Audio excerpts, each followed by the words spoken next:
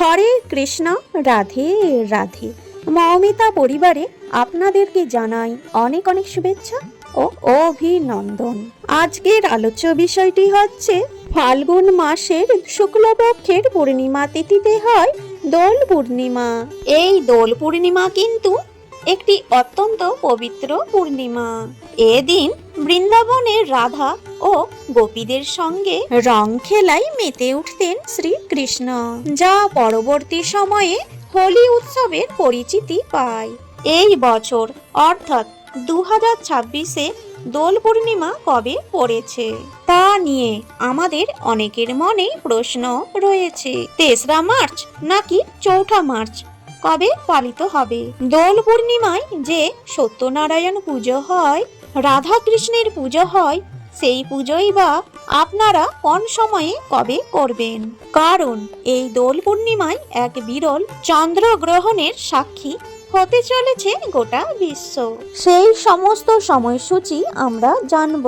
তার সাথে আমরা জেনে নেব পূর্ণিমা তিথি কখন শুরু হচ্ছে, কখন শেষ হচ্ছে, এবং এই পূর্ণিমা তিথির মধ্যে আপনারা কি নিয়ম মেনে পুজো করবেন।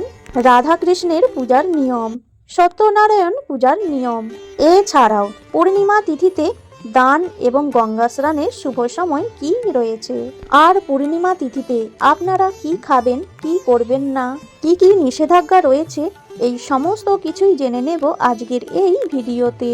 শ্রোতা বন্ধুরা, আজকের এই ভিডিওটি আপনারা প্রথম থেকে শেষ পর্যন্ত মনোযোগ সহকারে শ্রবণ করুন, আপনাদের কিন্তু অনেক ভালো লাগবে। ধর্মীয় বিশ্বাস অনুসারে দোল পূর্ণিমা ভগবান বিষ্ণু তার সত্যনারায়ণ রূপে পৃথিবীতে আসেন। এই দিন সত্যনারায়ণ পূজা করলে জীবনের সমস্ত অশান্তি থেকে মুক্তি পাওয়া যায়, ভক্তদের জীবন সুখ সমৃদ্ধিতে ভরে ওঠে। দোল পূর্ণিমা বা ফাল্গুন মাসের পূর্ণিমার দিন রয়েছে চন্দ্রগ্রহণ, যা ভারতে দৃশ্যমান হতে চলেছে।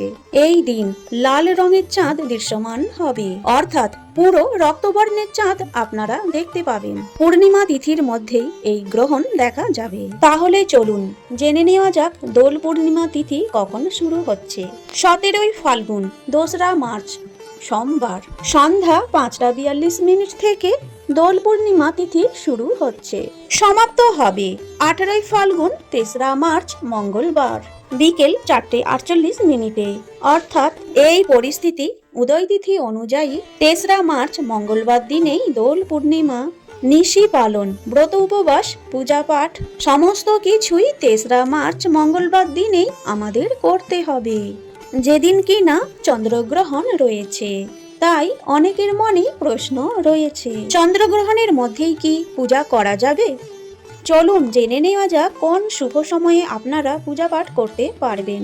রাধা কৃষ্ণের পুজো অথবা সত্যনারায়ণ পুজো সকালে অথবা সন্ধ্যাবেলায় আপনারা এই পুজো করতে পারেন, যেহেতু চন্দ্রগ্রহণ লাগছে।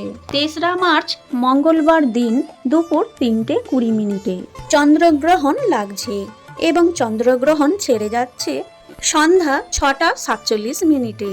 এই সময়ের মধ্যে আপনারা পূজা পাঠ করবেন না, অর্থাৎ সকালবেলায় আপনারা পুজো পাঠ করতে পারেন। সকাল 6:40 থেকে শুরু করে বেলা 12টার মধ্যে আপনারা পুজো করে নেবেন, অথবা সন্ধ্যার সময় যদি পুজো করতে চান তাহলে সন্ধ্যা 6:47 যেহেতু গ্রহণ কেটে যাচ্ছে, অর্থাৎ সন্ধ্যা 7টা থেকে রাত্রি 11টার মধ্যে পুজো করে নেবেন। আর নারায়ণ পুজো যেহেতু সন্ধ্যার সময় করা হয়, তাই সন্ধ্যা 7টা থেকে রাত্রি 9টার মধ্যে পুজো করে নেবেন।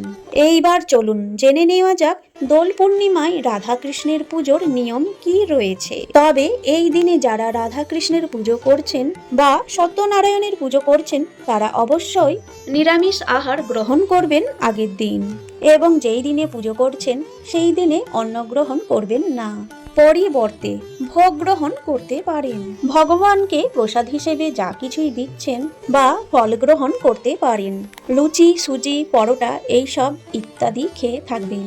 সকাল সকাল স্নান করে তারপরেই কিন্তু পুজো করতে পারেন। রাধা কৃষ্ণের ছবিতে বা মূর্তিতে তিলক লাগান, তবে তার আগে মূর্তি স্নান করিয়ে নেবেন। গঙ্গা জল, দুধ বা গোলাপ জল দিয়ে স্নান করিয়ে পরিষ্কার কাপড় দিয়ে মুছিয়ে তারপরে মূর্তিতে বস্ত্র পরাবেন।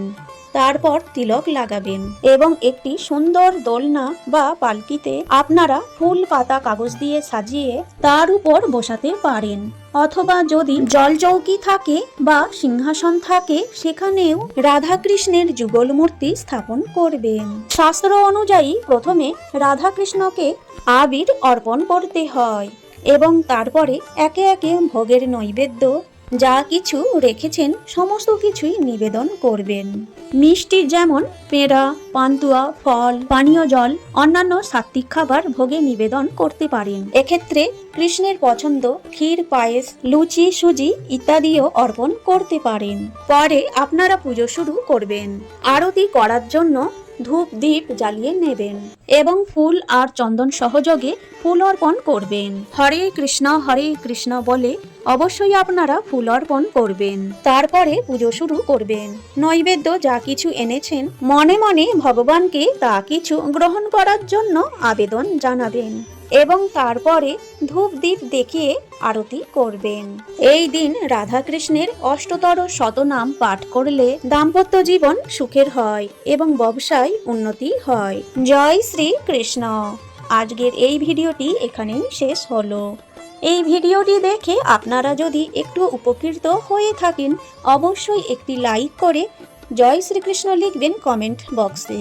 আর আপনি যদি এই চ্যানেলের নতুন বন্ধু হয়ে থাকেন অবশ্যই চ্যানেলটিকে সাবস্ক্রাইব করে পাশে থাকা বেল আইকনটি প্রেস করে রাখার অনুরোধ রইল, যাতে এই চ্যানেলের সকল ভিডিও নোটিফিকেশন আপনারা কিন্তু খুব সহজেই পেয়ে যাবেন। সকলেই ভালো থাকবেন, সুস্থ থাকবেন।